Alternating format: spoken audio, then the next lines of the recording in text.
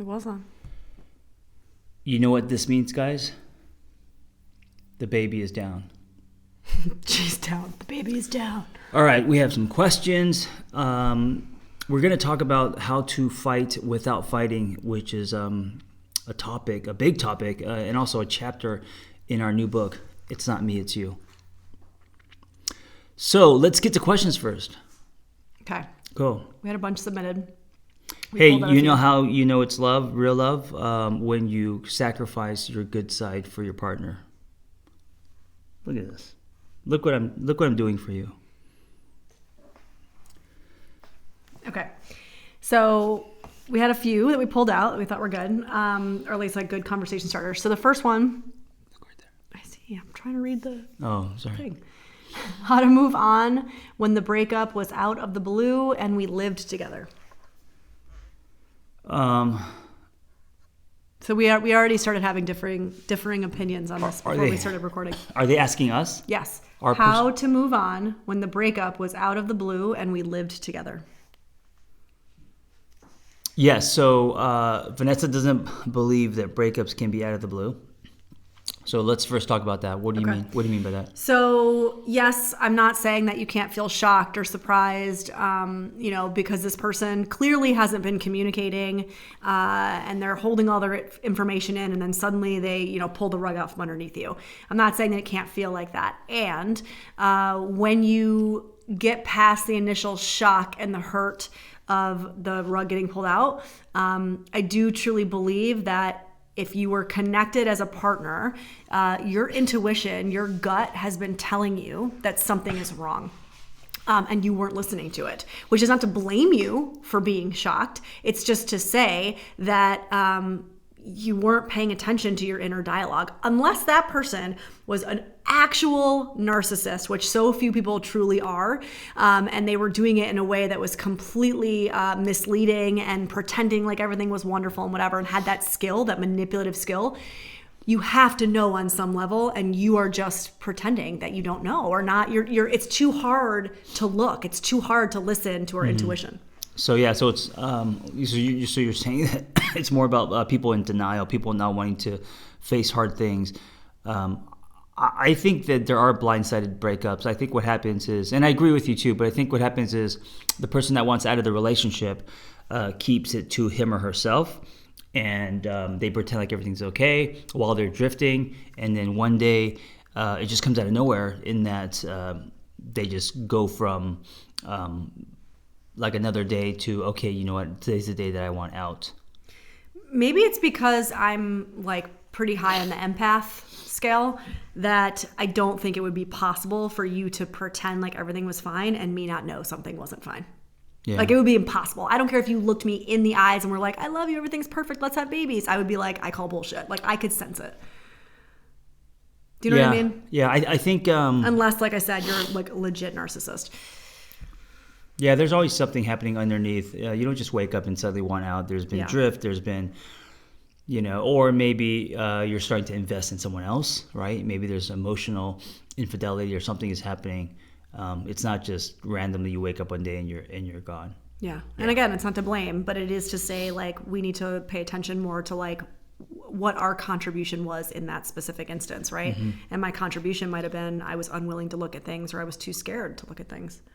One more question, or you want to get to the topic? How to be in relationships with people, this is a funny one, who are, they said, compulsive talkers. Yeah, so I think they're asking me because I'm with a compulsive talker. Go ahead. How to be in a relationship with somebody. Go ahead, John. Take the stage. They make earplugs now where the person can't notice you have them in your ear. No. I don't think it's about compulsive talking. I think it's about adjusting. It doesn't matter what the behavior is. You adjust to your partner. You try to accept them for who they are. I know with you, one of your, I don't know what to call it. I don't know if it's an insecurity, but one of the things in your life is people saying that you're too much. Right? They're feeling. I mean, no one's ever actually said that, but yeah, the feeling I'm too much. And then wanting to turn the volume down. So me knowing that about you, if I was to love you, I would consider that, be sensitive to that, and obviously I would want to promote and champion that, not want to turn you down. So even if you do quote unquote talk too much, or if it's not, what I'm used to, the stretch for me would be to try to adjust to that. Now, if it's crazy overbearing, then I also have to speak up. Yeah. And which we all know those people, like the people that are completely unaware of the other people in the room and will just go on and on and on and never hit the ball back, to use your saying. Right.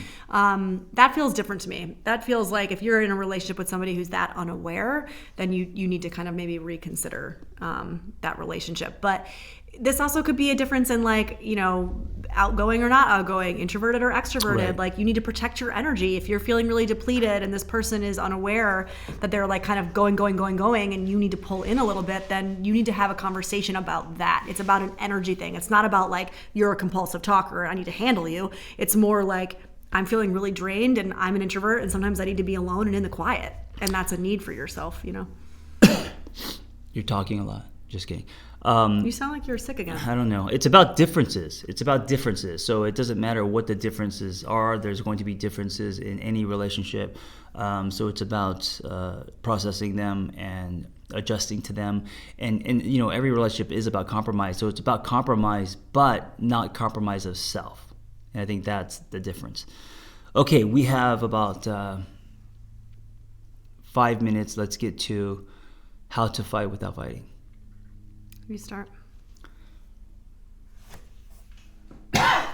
Man, my throat. Something's wrong with my throat.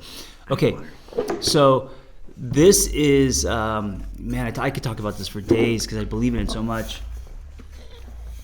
It's not about how many times you fight.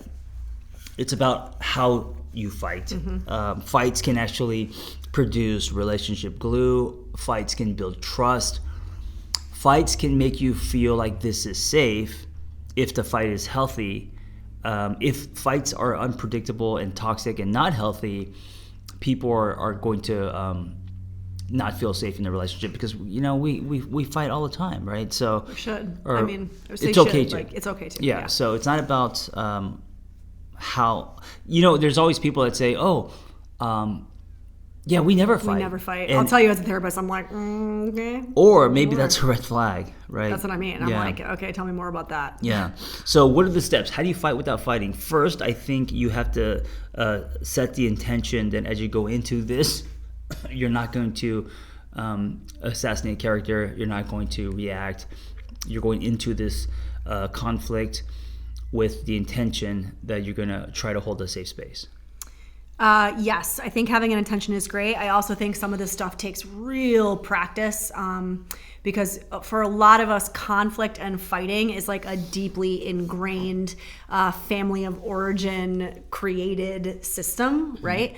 I know for me, as somebody who I would say is pretty conflict avoidant, I grew up in a household, it was a loud household. Like my mom was, she yelled. And so I think I tend to shy away from conflict. It's really uncomfortable for me. And so, or for many, that's the comfort. Yeah. Right? Or the opposite. Right. Yeah. And I think that, up until this relationship, to me, no conflict meant it was a good relationship, right? Right. But when I started getting real about it, I started realizing what was I actually doing in the relationship to ensure there wasn't conflict. Because it wasn't that there truly was no conflict. It was just underneath. You didn't want to, going back to the other question. I was running around managing it. Yeah, or you didn't want to deal with it, or you didn't want to. Yeah, I was managing though. I was like, I was like making sure to not rock the boat. I was like putting parts of myself down, not speaking up or whatever it was. And so there's some deeper work that has to be done. Yes, I agree with you. You have to set an intention going into something. Assassinating character is never allowed. Never. It's never okay. I don't care what the scenario. Yeah. I had a couple therapists be very, very clear with me about that once. It's one of John Gottman's signs that your marriage or your relationship is in trouble, is doomed. So setting the intention, number one, and then two, going into it trying to understand instead of trying to be understood. I say this all the time because I think it's so simple. It's not simple to do, but it's so simple in that when we go into arguments, we are always trying to get the other person to understand us. I know that was most of my life. So then we become a reaction, and we're thinking about how to reframe or manipulate or something while the person is even talking. So to go into it trying to understand the other person, to deploy empathy before you try to be understood. And I think if two people are doing that, just that alone, I don't know if there can. I think fights can be resolved so much faster and in a healthy way if both people are doing that. So a couple things on that. I agree. And I think it's really important for us to understand curiosity and judgment can't live in the same space, right? Pull from so if you're pulling from curiosity and not from judgment, which to me feels like trying to understand versus trying to be understood, judgment can't exist. So number one. Number two, if you tend to be the kind of person that gets defensive very easily and very quickly, which I am. You're saying numbers inside the numbers? Numbers. Okay, so A and B. So we'll say A and B under number two, step number two. Okay. So B would be if you tend to be reactive and kind of defensive like I do, it's really helpful, I think, to pay attention to what happens in your body when you do try to understand. So I've actually taken your try to understand before trying to be understood and turned it into essentially a mantra. So whenever you come to me and we have some kind of conversation, I find myself in my head actually repeating that as a mantra in order to keep it front and center, right? In order to like not allow myself, because I have a tendency to almost like dissociate. Like I leave my body and I'm like, I'm not here. Like I'm so defensive. I shut down. I get really overwhelmed. I'm physically hot. If I use that in my head as a mantra while I'm trying to listen to you, it'll help me stay present in my body. You come back. Yeah. Or just don't leave. Yeah. I think that's, it's hard to do. So, most of us are wired to do the complete opposite. The third one, I think, is respond instead of react. Yeah. So also practice. Yeah, I was a walking reaction most of my life. So to actually respond, to put a speed bump, in between the information you're taking in, how you feel, and then pausing, sit with it, have think about that, and then ask yourself how your behavior / response is going to impact the other person / the relationship, right? And if you don't do that and you just knee jerk, then you have two people reacting and possibly saying things they're going to regret. And then, that does the opposite of producing relationship glue. That cracks the relationship, right? People don't trust each other when they're reactive. So that's number 3. Is there an A and B under that? No. No. Okay. I mean, other than the fact that just the caveat to all of this, but to that one as well, is it takes practice, right? Like creating that pause, creating that speed bump. I mean, that it comes from a mindfulness practice. It comes from a practice of being mindful and in investigating your inner landscape and figuring out where those knee jerks are coming from, so that you can start to breathe into them and allow that space so that you can respond from a place of like logic and empathy versus react from a place of like defense and emotion. Yeah. And then the final piece is, again, difficult. And it's taking ownership. How are you going to own what you guys, talked about? What's your piece in this? And I think when people don't take ownership, nothing happens. Fights can be productive when two people leave not only understanding the other person better, but also owning their piece. Yeah, and I also will say that, yes to all that, I'm a big fan of, kind of within the 12-step program, it's all about like, what's your 100%, right? No matter what scenario or situation we're talking about, there's always 100% that both people can own. And are you willing to actually own it, right? But also, it might not be in the moment of the fight. Like, I am actually very anti this whole, like, don't go to bed mad thing that people say. Like, if a conversation or an argument is unproductive, if one person is heated, if one person is flooded and is starting to shut down or is getting defensive or whatever, I always think it's appropriate to take a break and come back to it later, especially if you're that person that gets really flooded very easily, which I am. And I think sometimes it takes a little bit of a beat to go away and to go, okay, what's my 100%? But you could still not go to bed mad. I mean, I guess it depends what time the fight starts. I think it depends on what time the fight starts. And I actually think that puts a lot of unrealistic expectations on people to be like, kiss and make up, when I don't really feel like kissing and making up right now. I love the idea, but I do think it's not realistic. I just think to it puts a lot resolve of pressure something. on people. Yeah, and you start fighting, say at midnight. Chances are people are going to go to bed angry. Yeah, and guess what? The next day when you're both exhausted and short fused, you're not going to have any better of a conversation because you were up all night fighting.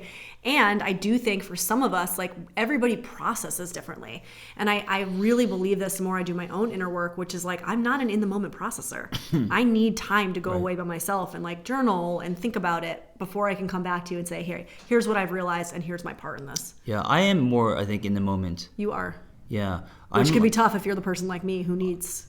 So does that mean I'm like the iPhone 15 and you're like a pager? It doesn't mean that I'm any less or better than you. It means Are you dial up and I'm like broadband? No. I'm not it just means that we're different. We were wired different. Yeah. One is not better than the other. It's just different. It's different upbringings. It's different nervous systems, all the things. So let's do a quick recap before we end. And real quick, for Valentine's Day, Vanessa and I at 3 p.m. Pacific Standard Time, we're going to create a space for singles and to, I don't know, to be like a little hangout / answering a little Q&A. Relationship questions. Yeah, it just, I like have just, Valentine's Day can be hard for people who are single because of the commercialization of it and all of that. And so... just hanging out with singles and letting them know that. And I also don't want to feel like a hypocrite because we're not single right now, but it's kind of like smash it. I mean, I know that you're like me. I actually don't love the commercialization of the holiday, and for me, I mean, I've always done I always send my brother and my little brother and sister cards on Valentine's Day. Like I actually use it as an opportunity to tell everybody in my life